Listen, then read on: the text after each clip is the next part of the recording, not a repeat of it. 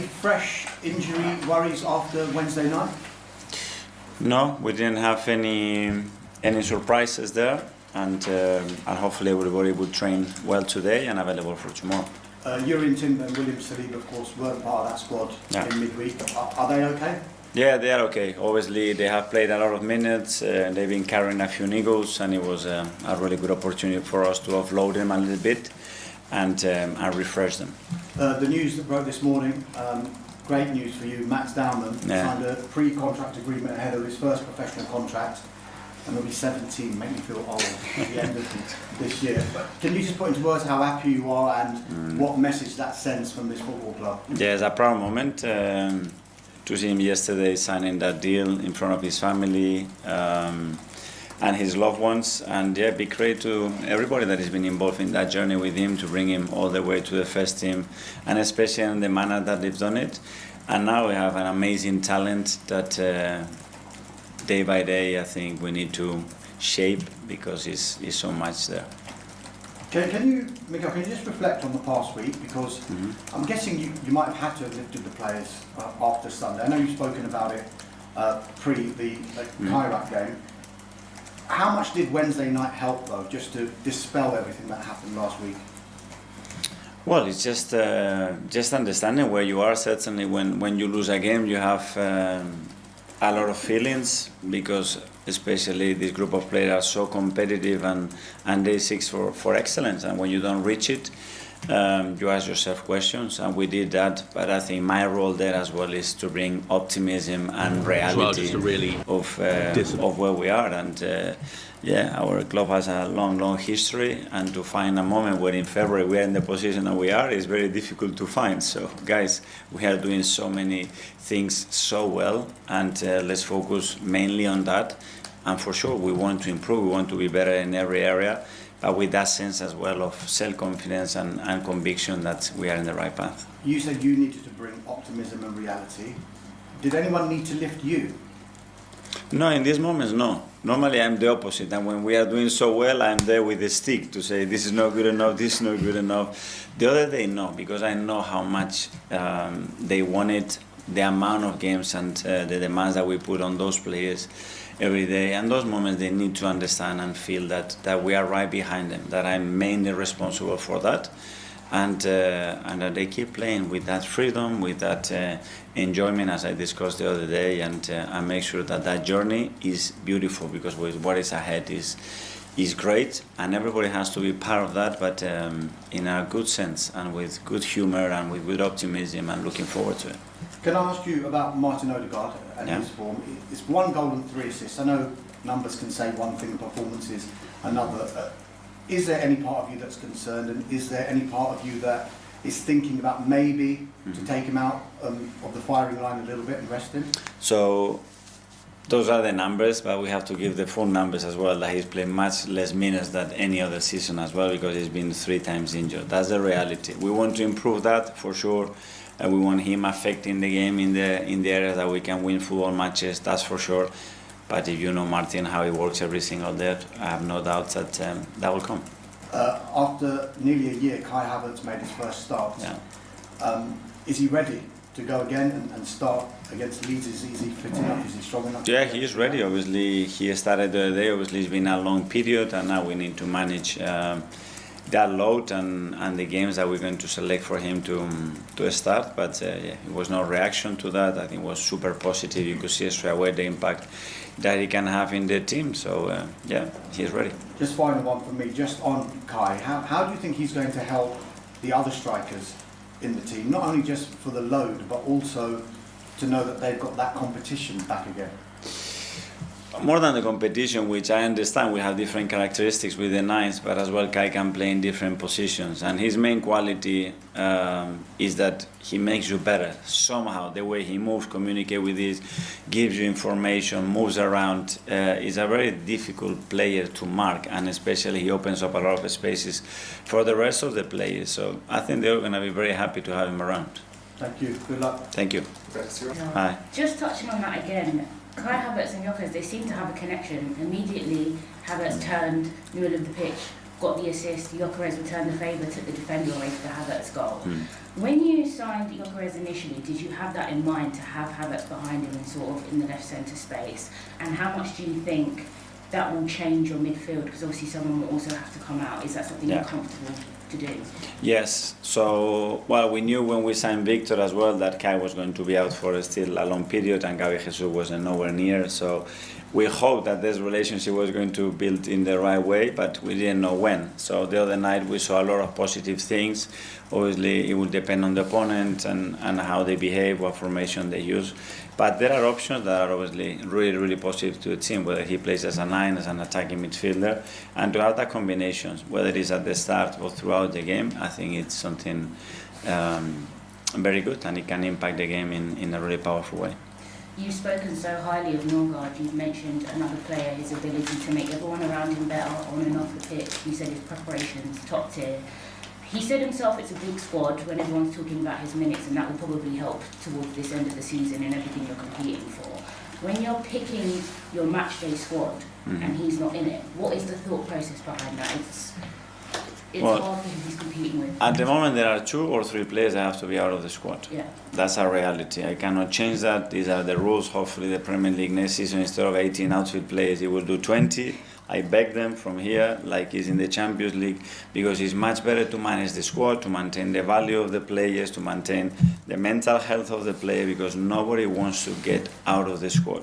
So I beg them that if we can, between all of us, help us on that, we can we can deal with hotels, travels, and all that, and that would be very, very helpful for everybody, because that's the worst thing when you need to leave somebody.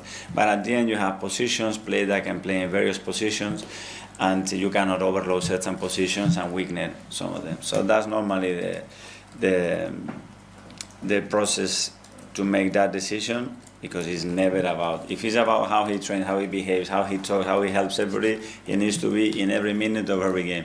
Especially at home at Elland Road, we can deliver a performance and fight for points against each and every opponent in the world. And for that, yes, we will also go into this game with the necessary respect, and we know that we need probably an outstanding day to have a chance to win points against this outstanding Arsenal side, but we also know that we are capable to do this, and for that we're also looking forward to have this game. There's a huge psychological aspect to this title race now. You've already used the B word, Tim, in terms of Arsenal. 3 Premier League games without a victory, and the title race is wide open. That they had a chance to go 8 clear, they had a chance to go 9 clear. It's not happened. And it goes right back to what I said at the start of the show. The Champions League, they're flawless. They are top of that particular league ahead of Bayern Munich, but that league is not representative of their form in the Premier League, because in the Premier League, they've been terrific up to a point, and then they hit a juddering halt when they came up against a fragile Liverpool side, a Nottingham Forest side fighting against relegation, a Manchester United side that even their confidence was fragile, but they seem to have rediscovered their standards under Michael Carrick. And the interesting thing about this Arsenal side is that they led against Manchester United, and suddenly they were afraid of their own shadow. You know, it was all self-inflicted mistakes, and for my money that said a great deal about where they are. There is a lot of expectation and pressure and a belief that they will win the league, but I'm not sure they're coping with it that well. Well, Tim, you've been in a title race before. You know exactly what it takes to get across the line. The truth is, many of these Arsenal players don't know. They've not been there before. They are remembering kind of what happened last season, the season before. What does it take from within the squad? I mean, you look for guidance from your manager. We had that. You know, we was fortunate enough to have a manager who had won it multiple times as a player and as a manager. But, you know, I'll go back to this game. They were so dominant. Before you do, you made a really good point about Kenny, Kenny Dalglish, when he was a manager, he sat back, let you guys take responsibility, right? I looked at this game, I saw Carrick with his arms behind his back, you know, just basically patrolling. He'd given the team talk, he let them players take control, and he was so serene on the touchline. And I saw Arteta, and he was all over the place. And I wasn't necessarily a big fan of the criticism he's had, because all managers, you see Pep Guardiola on the touchline, you see Klopp on the touchline, everyone has got histrionics. But I think you're right about the messages, your energy on the touchline. Sorry, Tim. Your demeanour is only right if you win the games. If you don't, then you should be the complete opposite. And I was going to that game, I was saying it's a Zubimendi pass where Saliba tries to play a 1-2 with him. I'm not sure where Saliba's deciding to run to. It's the first time I've seen him give the ball away all season. And it's 2 35-yard strikes. It's they got battered, Man United, in the first half hour of that game. Arsenal were in total control. All right, they weren't creating too many chances and they have to rely on a set piece again. But it transpired against them. Luck wasn't with them. And I give Man United credit. They look a different side now. But then again, how's your luck again? If they played them a month ago under Ruben Amorim, they played the reserves and they would have won 4-0. Now Michael's rejuvenated them, Man United, so it's the timing. It felt right, but let's have it right. It's a poor mistake, gives it to... And Burmo is probably their best player at the moment, and the 2 wonder strikes.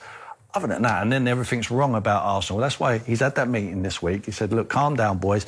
Don't listen to the outside noise. It's really hard not to, because boys are just on their phones all the time, just looking at what people are saying to them. As much as they say, no, we'll look after ourselves, no, that is the truth of it. They need to just dust themselves down, need to go out, they need to blow teams away, which they've got the personnel to be able to do that, and stop having all these games of anxiety. The advantage they got this weekend is they play first. It's crucial to play first. If they can go to Ellen Road and they can win, then the pressure's on Man City. The only thing is, not one Tottenham fan will want to win that game against Man City.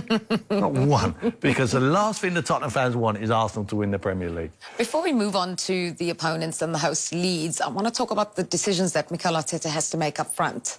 Because things have not been working there. They've been called set-piece FC that really aren't creating much. We know Bukayo Saka hasn't scored in 13 games now. Kai Havertz is back. Does he start him? Does Gyökeres drop to the bench? It's a good question, because one of the beauties of the 4-1 win over Almaty in midweek was that he was able to pay the B team. The A-listers had a rest. And that would have been crucial at this stage of the season. There are so many players who looked a little bit leggy before, even after last weekend, but now they've not had any Champions League football. And the emphatic nature of that win means that, as you say, he does have a few options for up front. Does he play Jesus? Does he go with Gyökeres? Does he go with Havertz as a false 9? And given that they're playing Leeds, 1 defeat in their last 11, and the momentum is with them, and they'll be fighting for their lives, only 6 points ahead of the drop zone, so they'll be at it at Ellen Road. You can't take this one for granted. I think he might go with Havertz. Unbeaten in 5 at home Leeds. They have changed things since that shape change in the defence. They, as you mentioned, are on a roll.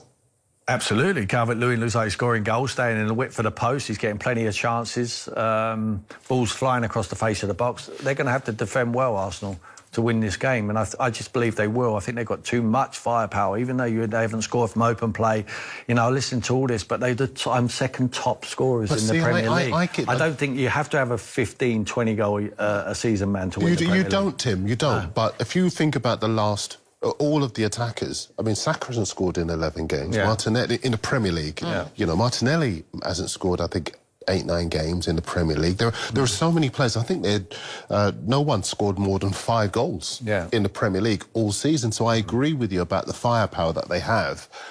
But the way that they're playing isn't with as much freedom as, say, even what we saw from Manchester United last weekend. And that worries me. Some of the rival fans are basically saying they're set-piece FC, which is really unfair given how brilliant they have been so far this season.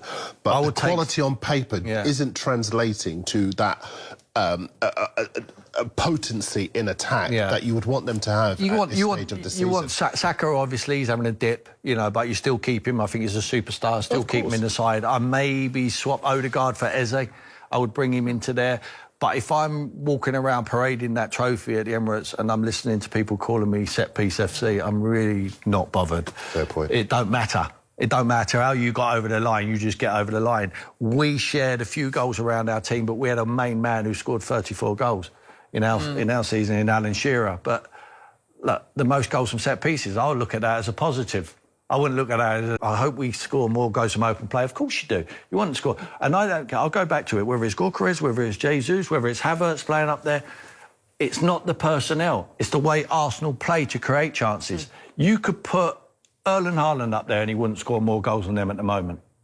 It's I'm telling you, it's the way they're playing. It's the way they build up to play games. So he could take the handbrake off him a little bit, but I think you change personnel to be able to do that. And taking the handbrake off is probably putting Martinelli with a bit of pace rather than Trossard on the left-hand side. He's got options to change it up. Trust the process.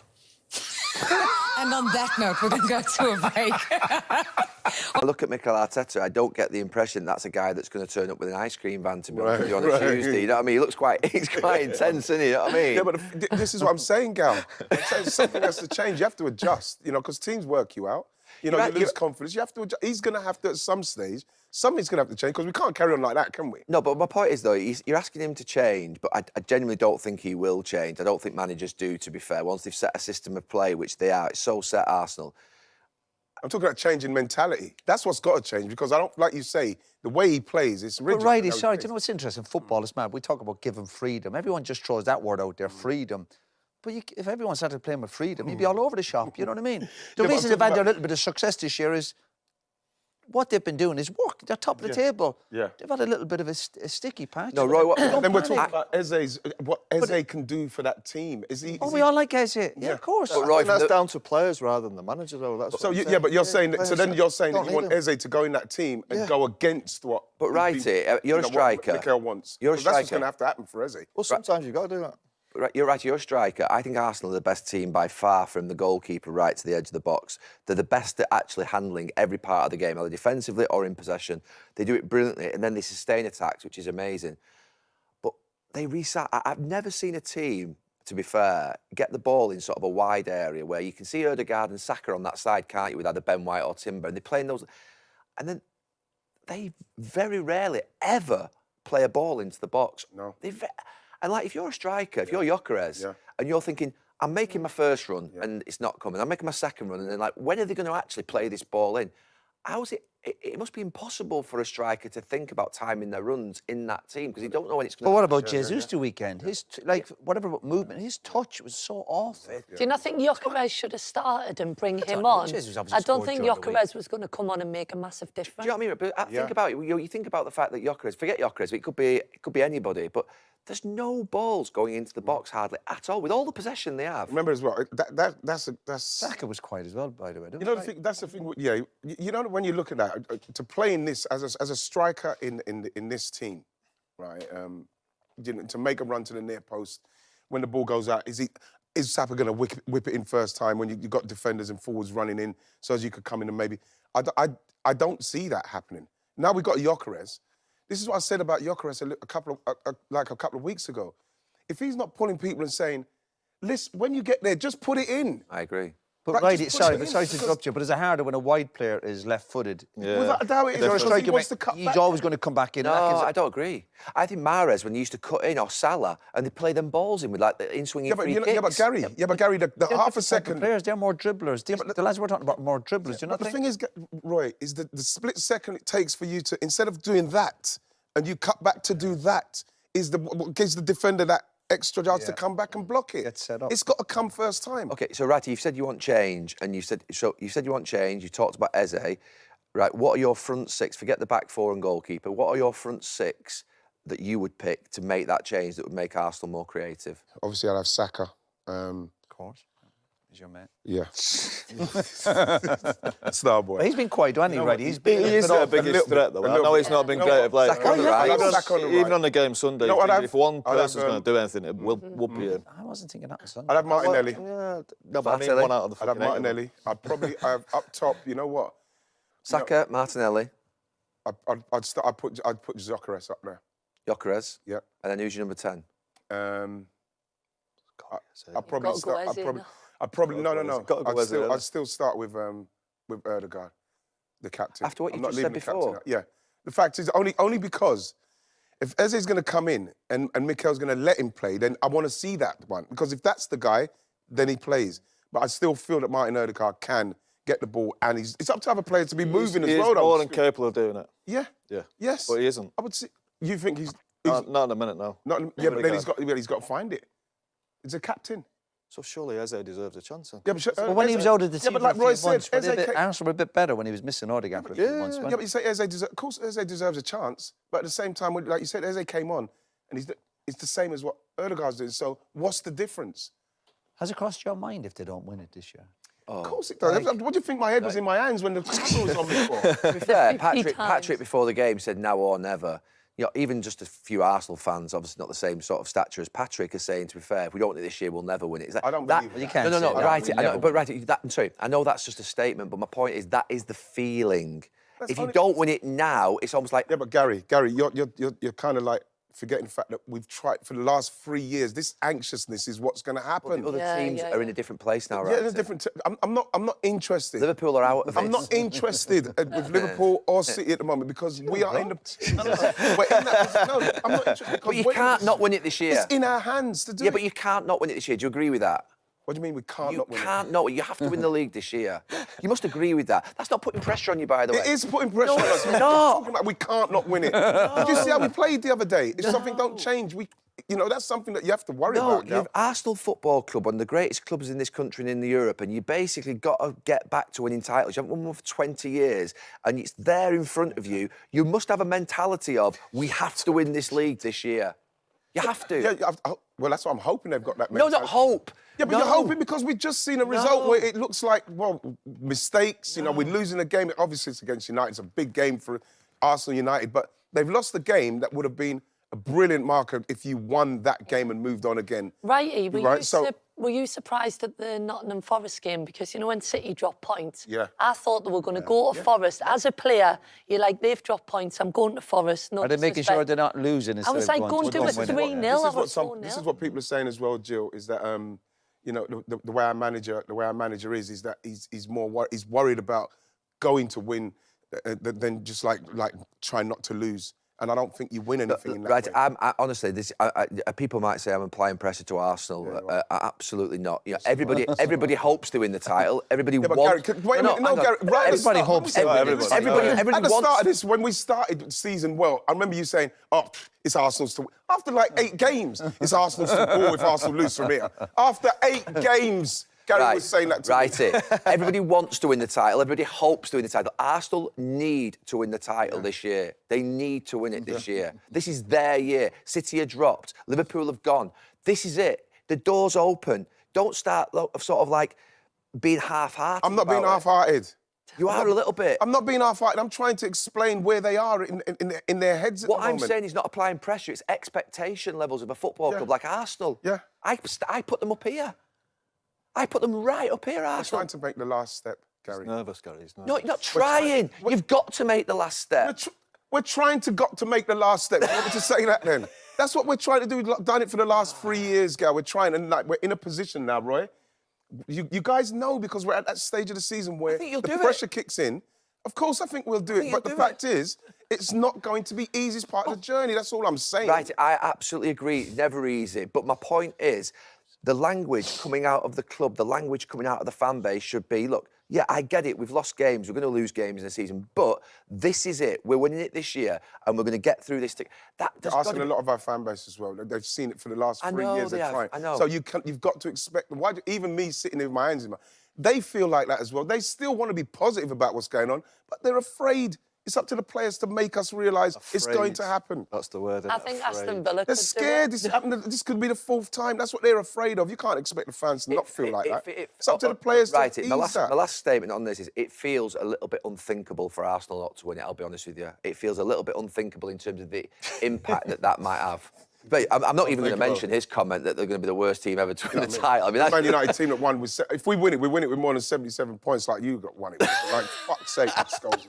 So is that my mate there? Reading it's my mate. He's just shooting from the hip. He's just...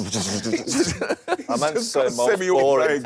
I meant to say most boring team, not worst team, sorry. There you go, correction. Correction. Put him on record. It will be boring. I'll take boring. It don't matter how you do it, does it? I'll take boring and win. I'm very excited because, again, like you say, I believe, yes, we do have to win it because we Thank you. Right? We do have to win That's it. the only And I'm confident enough that we will do it. I agree. I'm confident. Gary, you have to mention how good United was. Oh, no, God, Jill, of course we're coming on to that. I mean, that's really clear. Jesus. Have you seen how much we talk about Man United when they haven't done anything? All your bit will be edited out now, won't it? That Arsenal bit will end up being about 3 minutes.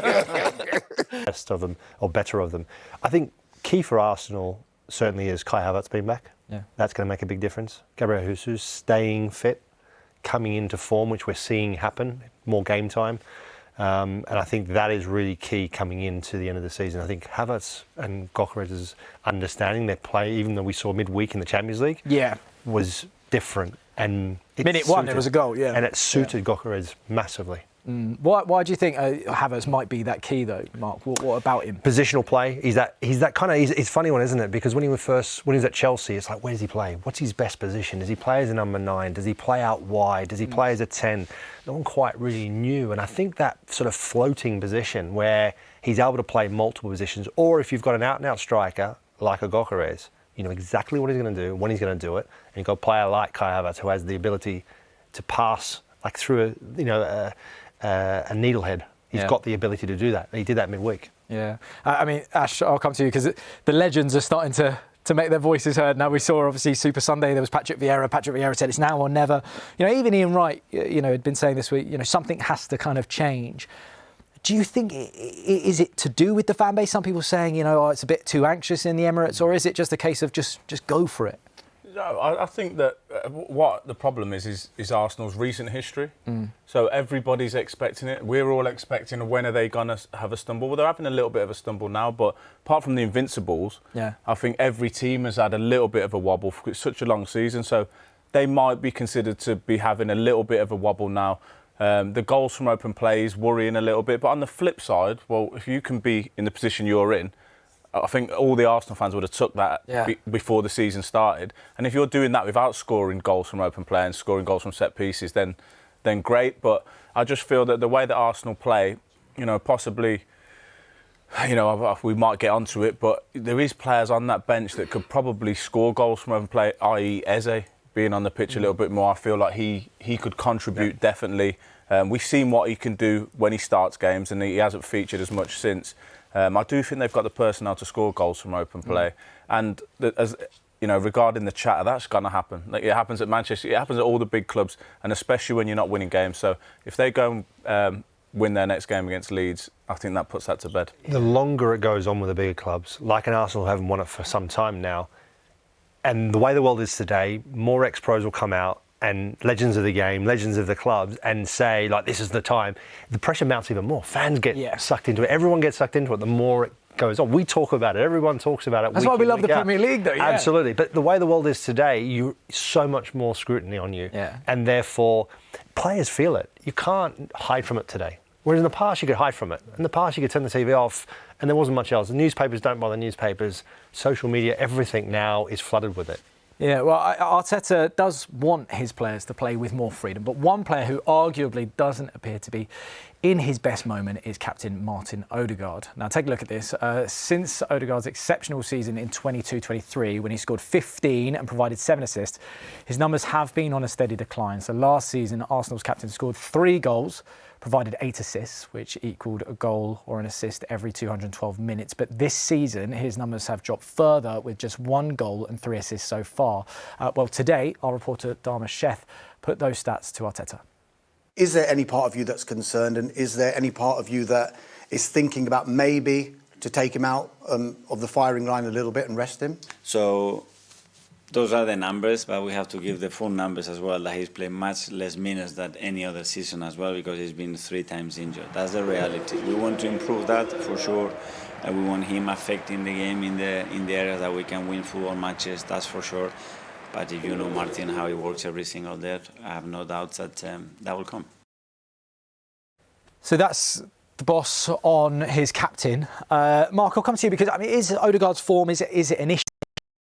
I mean, you look at it there, 1 goal, 3 assists. He's your captain. He's meant to be in that 10 role, let's say. I know it's not quite a 10, but, he's kind of there. How much of an issue is that for Arsenal? I think it's a pretty big one. Look, Mikel Arteta's going to back his man. Yeah. He's the captain of the club, where, we're at the really important part of the season. Arsenal 4 points clear. He's not going to come out and say anything negative about his captain of the club, right? Yeah. And there's no doubting the guy's a phenomenal player when he's on form, he's had stop-start career at Arsenal, certainly of late with all the injuries, but those numbers are concerning. And you look at the side that Arsenal have now, they are better. There are more outlets, there are more opportunities. A player with Odegaard's ability should be able to find more possibilities, create more chances for players. Yeah. And that's the biggest issue, I feel. I look at it and just go, what is wrong with him? What's happening? Where is he? How's he dropped off? Has he dropped off? Is he playing? Is he not? Are we not playing him in his ideal position anymore? So what ways can we get him to influence the game a bit more? And it's worrying when you think they're so much better and he's having even less of an influence. Do you think though, when we look at that and you see the 22-23 season when Arsenal, all of a sudden looked like a title, challenging side, they were much more positional side at that point. It was like, I think it was 2 passes that kind of get to Odegaard. It was Zinchenko breaking that first line, then it was Xhaka straight to Odegaard. And he was in that transition, he had much more space. Do you think he might just be struggling with the fact that it is so much more congested in that box, on those areas? Possibly, but I think he has the skill set. You would expect him to be able to deal with tight areas and the way that Arsenal are, they've been all season, you expect teams to drop off, play in a low block, try and squeeze out that space, probably pay him a little bit more attention, Odegaard, because he's so good. Yeah. But being that good means that you should be able to get out of those tight situations, create assists, create chances for yourself, score more goals. Yeah. So it probably is frustrating. I think Mark's point is a good one, whereas we don't actually know how he feels, Odegaard. His manager's come out, which is what the whole squad would want him to do, and back him publicly. Of course, it's his captain. He knows exactly what Arteta wants on the pitch. But you feel for him a little bit because he doesn't look like he's enjoying his football at the minute. Yeah, I know a moment ago, obviously, you said you might want to go more with Eze. Mm-hmm. Eze, obviously, he's got 4 Premier League goals. He's got 2 assists. He's played more minutes than Odegaard this season because Odegaard had his shoulder injury. If I were to tell you, right, because we looked this up, in less minutes, Martin Odegaard has got triple the chances created over Eze. Would that change your mind at all? No. Why? No. Surely that's what you want, though. You want those chances there. When he scored that hat-trick, and I think he come out the starting 11 pretty quick after that, I was so surprised because you've got a player... It looks to me like a player that maybe was signed for the club that Arteta didn't particularly want himself. Right. That's how I see it. Because if you've got a player that we're talking about in Odegaard that's maybe struggling, and I know he's your captain, and normally the captain always plays, but you've got behind you someone like Eze. It's a phenomenal player. Yeah. Unbelievable player. Wants to get in that World Cup squad. You struggle. It's all right bringing him off the bench, but at some point you've got to go and say, listen, I'm going to give you a run of games. I'm going to give you 3 to 5 games. Show me what you can do. And I believe... But he did. Yeah, well, no, he did. But I don't think that when he did that, he played badly. I don't think. No, I think they'd score. I think they'd score more goals with Eze starting. That's my point. Over Odegaard. But fair play to. I like the fact that the manager's come out and backed his captain. That's important. I'm a massive fan of Eze. I think I think most people are. I think he's such an exciting player, and the quality is there, obvious for everyone. But the stat of creating more chances, Odegaard's involvement. I think for a team like Arsenal, who are in contention, obviously leading, they are at the moment in control of the Premier League title race. They need as many created chances as possible. So to have someone like Eze is something of an individual brilliance, can create something, but generally it's the individual brilliance that can dictate a game. That happens overall far too... not often enough for my liking. You want a player that is going to influence the game more often with chances created. And I think for me, for a team like Arsenal, with all the creativity and all the quality players they have around, they need more creativity. And if Odegaard's going to give you that, that for me has to go ahead of that one individual player. Do you not think if we're talking about goals from open play, Odegaard's playing, maybe it's time... Maybe if he plays, if he has a run and he doesn't score, then okay, fair enough. But I know you said he played when Odegaard was injured. Yeah. But right now, I think if they're struggling a little bit to create goals, not chances, goals. Yeah. I think Eze might be the man for that. But what's his job description? What is Odegaard's job description? What is his real role in this team? Yeah. It's creativity. Yes, scoring some goals, and he's had some great seasons there. But it's about creating opportunities for his teammates, and if they're not then finishing, that's another issue. Yeah, right? No, of course. Yeah, so you get the situation where his argument might be, I'm producing, and they're not. No one's finishing it in the net. Yeah. Well, you go and score then. Yeah, that's it. You're Odegaard, go and score. But depending on where he is, if he's sitting a bit deeper, which he's in midfield, that is a little bit more difficult when you've got players and the setup that Arsenal have. I feel it's a little bit sometimes like they've got great wingers, but sometimes a little bit too selfish. Yeah. Gyökeres is still trying to find his feet. Like I said before, Havertz back, I think that could be... They've got a great relationship between the two. I think that's that moment. That could be a big difference. And I think the next couple of weeks is really, I mean, obviously, stating the obvious, really important. And it's going to be interesting to see how this transitions. What does Mikel Arteta do with his players? How does he integrate? How does he put a side together? That is not necessarily, I don't agree necessarily, put a player in the team and give him 3-4 games because you've got to see what he can do. Yeah. You've got to know what they can do, and they've got to hit the ground running because they're running out of time otherwise. Listen, I love it. We've got a big debate on our hands. Mateus Nunes there, talking ahead of their game against Spurs on Sunday. Ash, do we keep waiting to see the City of old? You know, when they go on that insane run and they just win 15 games and that's it and it's all over? Like, do you think this current version of them, are they good enough to do that and emulate that again? Yes, I think they can. Whether they will, I don't know. But it seems to be every year they get this late January, February purple patch and they really put the foot down. And everybody's like, OK, they're going to just go. I do think this season something seems a little bit off. I don't know what that is exactly, but they definitely have the personnel in there to put together a real strong run of results, which would then put the pressure on Arsenal, and it'd be interesting to see how Arsenal deal with that. But they've got to get in sync a little bit better. They've obviously signed 2 of the best players in the league, which helps them massively with the injuries they've got, especially at the back. I am waiting for that, and I've got to say, I do expect them to go on one of their unbelievable runs. Mark, I'll come to you because Pep has lost more league games against Spurs than any other opponent in his managerial career. So that's 8 losses, right? What is the actual, as players, what's the science behind like a bogey team? Does it really exist, or is it just how it falls? It can. I think you look at your time in history, and you look over your course, even your career, there are teams that you would always feel like you get a result against. I mean, we had purple patches when I was at Middlesbrough. We'd go to Old Trafford against Man United, a very good Man United side, and get a result. Yeah. Or there were times that on the flip side, the minute where we played Arsenal, we got thumped. Yeah. And we just couldn't get a result against them. I think there are just teams that happens against. And obviously with Manchester City and Tottenham, I think Tottenham certainly last season we saw in the season we were under Ange, there was more freedom. And the style of football they play, they just took the game to them. And I think kind of like it's almost contrary to what other teams would do. And so they caught them out a little bit at times and punished them. And I think when you look at Manchester City over the course of time, at the moment they're not as good as they used to be. Because there's this whole transitional period, but they've got some phenomenal players. And I'm like, with Ash, I'm like going, it's going to happen. At some stage of this season, they're going to get on this run. Yeah. And that's the team I look at and go, I still fancy City, even with the situation they're in right now. Wow. There you go.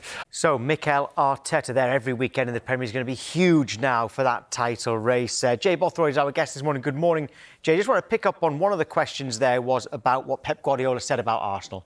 He'd said they're the best team in the world right now. And Arteta was asked, is that mind games? Now, Arteta, mind games can sometimes affect you. It didn't look like they're affecting him, even if they were mind games. No, he looked in good spirits to me. And like Arteta said there, I mean, he lived with him day in, day out. He knows him really well. And I think that's why you see him kind of brush that off. There's no doubt about it. Arsenal are one of the best teams in the world. But right now, they're not firing all cylinders. And I think Pep is playing mind games there because maybe it's not working on him, but obviously the players watch these interviews as well and would hear what Pep has said. And maybe it's a case of, the players feeling the pressure more than Arteta. Well, what will help the players is that Arteta says Saliba and Timber are available for the game away at Leeds at the weekend. How much of a boost is that? Massive, massive. I mean, when I look at the Arsenal backline, I think if Arsenal win the league, it's going to be because of the backline. I mean, we've seen the goal-scoring records of all the attackers. It ain't great on paper, but when you look at Arsenal's backline, Timber, Saliba and Gabriel, I think that they will probably go in everyone's team of the year. They probably will be in the team of the year at the end of the season because they perform really well as a group, but individually, you don't get much change out of them. Physically strong, especially Gabriel. He's a leader. He's, pretty much forever present. I know he's had a bit of an injury this year, but I think they're all really, really solid. And like I said, if Arsenal do win the league, it's going to be because of them. It is 3 games without a win in the Premier League, though. What do you put that down to? Because we've just been talking about pressure. Is it pressure? I don't think it's not necessarily the pressure. I feel like sometimes with Arteta, I want to see him be more attacking. I want to see him, take the leash off the players, say, go and express yourself. How can he do that, though? Is that in team selection? Is it on the training pitch? Is it mentality? How can he let them do that? Team selection. I mean, formation could be one. I mean, especially home games. Why can't Arsenal play 4 in defence, 1 defensive midfielder, and Eze and Odegaard, and then a bit like Man City do? So with 2 attacking midfielders as opposed to like 4-1-4-1. So take out Zubamendi. Yeah, take out Zubimendi, take out Zubimendi. But Rice deeper. Have Rice there, deeper. He's got legs. He can play in many. Declan Rice is one of the best in the world. I mean, if it all goes well and Arsenal win the Premier League, England win the World Cup, he might even get Ballon d'Or. That's how good he is. But I mean, Arsenal could. I keep saying Arsenal could play that way, especially at home. I would like to see them be more attacking. But also the unfortunate thing for me was Eze. Eze is a player that I really like. He is X factor. He has it. He has ability. He was having a fantastic season. That's all right, mate. He was having a fantastic season. He scored a hat-trick against Tottenham. And then Arteta, to get Odegaard back in the team, he pushed Eze out to the left wing. Now, Eze can play on the left wing and he can do a good job. But obviously, he doesn't like tracking back and he doesn't want to be tracking back. That's just his style. So you're playing against Aston Villa. You've got Matty Cash, who bombs on every single time. He doesn't track him. Matty Cash scores. Obviously, Arteta's really upset. Since then, he hasn't started a Premier League game. That was the beginning of December. And I think it's like 8 games ago. To me, Eze is a player that needs to play week in, week out, whether you like it or not. Palmer, he doesn't always play well, but he always starts because the manager knows he's got that X factor. He can score from outside the box. He can create things. He can dribble past players. That's what I want to see. I want to see more attacking players playing, especially in the home games. You've seen there, Dan says, is Martin Odegaard, should he still be captain of Arsenal? Which actually, there's a few people asking that the other day. I want to get back to your formation thing in a moment, but with Odegaard there, should he be captain of Arsenal? I'll tell you what the Arsenal fan said yesterday. I've just remembered it now. He said that he wouldn't have picked him in the first place, but now that he is captain, he'd stick with him because it should be Rice, is what he said. I mean, Odegaard was captain, and there was, I think it was this season, a big thing at the beginning of the season, like all the players voted for Odegaard to stay as captain. Okay. I think the fact that you got a vote after he's been named captain, should he be captain still, says it all. I personally don't think that he should be captain. I personally want Declan Rice as captain. He's the epitome of Arsenal Football Club. He leads by example, he's vocal. And then, if it's not Declan Rice, I would like to see Gabriel as captain. I just think they're better leaders. And I think when you look at that team, it's getting to a point with Odegaard I'm not sure he warrants a start every single game. Whereas with Declan, he's one of the first names on the team sheet. Gabriel, he's one of the first names on the team sheet, week in, week out. So I think they're better candidates right now to be captain. I think next season they're going to have to change it. Going back to what you said there about having 2 10s on and not so many, a bit more of an attacking midfield. We have got some footage that backs that up, actually. Because remember, away at Newcastle, Arsenal were 1-0 down late on. Well, Arteta brought Odegaard off the bench for Zubamendi, and it meant that he had 2 number 10s as well as 2 wingers and a striker. So it was 1-0 to Newcastle. Odegaard comes on here for Zubamendi, OK? 1-0 down at this stage. But then we know what happens. Yeah. Look, more attacking players there, all involved. Mikel Merino equalises late on with that more attacking formation. And then after this, Odegaard who corner, came on, got the assist for the corner and Arsenal won it. So, and that says it all. That's why I want to see. I think if you're going to win titles, again, listen. This is just from my opinion. Obviously, I've never won a title, but I look at Man City, for example, and I never forget Rodri after the season that Arsenal were leading. I think they were leading by 7 points, had 3 games in hand. I remember Rodri said at the end of the game on the pitch, he said, we knew we was going to win the league when Arsenal came to the Etihad and played for a draw. That's the difference. I think Arsenal have all the players to go and play attacking football, but sometimes I think Arteta is just a little bit too safe. And you wanted to make a point about comparison between Odegaard and De Bruyne, I believe. Yeah, I mean, you know, even in Odegaard's best season, which, sorry, I got it here. I think he scored 15 assists and 9 goals, or 15 goals and 9 assists. I don't ever want to hear him in the same kind of breath as Kevin De Bruyne. Kevin De Bruyne pretty much does double figures every single year, all the time. I think he's got the most, along with Henry, 20 assists. Like, them numbers are ridiculous. And, you know, Arsenal fans always compare him to Kevin De Bruyne in a sense, but in his best season. His best season is not even as good as, you know, Foden's best season. Foden's got 19 goals, 8 assists. Palmer, 22 goals, 11 assists. Bruno, 18 goals, 11 assists. Odegaard, 15 goals, 7 assists. There's no doubt about it. It's a great return. Is he doing things that we maybe can't judge on those stats? No, but I'm saying this was a while ago now. He's still a brilliant player. Odegaard is a top player. He's a top player. But ultimately, I want to see Odegaard manoeuvre in between the lines. He is an attacking midfielder. He is not someone that should be involved in the build-up. That is Zubimendi. That is Declan Rice to a point. Odegaard needs to be picking up the ball in between the lines and making through passes. And that's why when we see Havertz play in Europe the other day, he played in midfield. He played in midfield where he should be. He's picking up the ball, he's getting on the half-term, and he's looking for Gyökeres. That's the best I've seen Gyökeres play. He played the through ball to him for Gyökeres' goal. Exactly. That's the best I've seen Gyökeres play, where I would say Gyökeres looked dangerous. You know, he's running onto things. Havertz is looking for him. That's what you want to see from Odegaard. Odegaard holds the ball a bit too much and he feeds Saka. You know, Saka might beat a couple of players and bend one in the top corner. Odegaard gets assists for that. But to me, the other day, Havertz got a real assist. He's played a great through ball, perfectly weighted. He's looking for Gyökeres. That's what Gyökeres does. He makes them runs early. He doesn't really want to, even though he's a big guy, he's really strong. He doesn't like playing with his back to goal. He likes running onto things. And that's where Odegaard needs to do more for him. And I think that will help Arsenal.